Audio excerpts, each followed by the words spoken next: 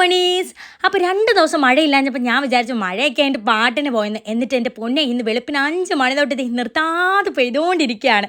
അപ്പോൾ നമ്മുടെ ലഞ്ച് പൊന്നുണ്ട് പതിവ് പോലെ തന്നെ നല്ല ചൂട് ചോറും ഒരു തുമ്മിണി മാങ്ങാച്ചാറ് വെച്ചു. ഉള്ളി മാത്രം ഇട്ടൊരു പൊരിച്ച മുട്ടയും. വീട്ടിലുള്ളപ്പോൾ ഞാൻ എല്ലാവർക്കും കൂടി മുട്ട പൊരിക്കും കേട്ടോ. അപ്പോൾ മുളകിടുമ്പോൾ മുളകുള്ള ഭാഗം മാത്രം പൊന്നു പിച്ചിങ്ങി തരും കേട്ടോ. അതുകൊണ്ടാണ് ഉള്ളി മാത്രം ഇടുന്നത്. പിന്നെ കോവയ്ക്ക മെഴുക്ക് പുരട്ടി, വൻപയർ തോരൻ, പിന്നെ തേങ്ങയൊന്നും ഇടാതെ ഉള്ളൊരു മോര് കറിയും വെച്ചിട്ടുണ്ട്.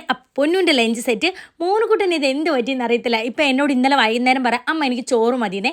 കഴിഞ്ഞ വർഷമൊക്കെ ഒരു വട്ടം ചോറും ഉണ്ടാൻ ഞാൻ അവൻ്റെ പുറകെ നടക്കുമായിരുന്നു.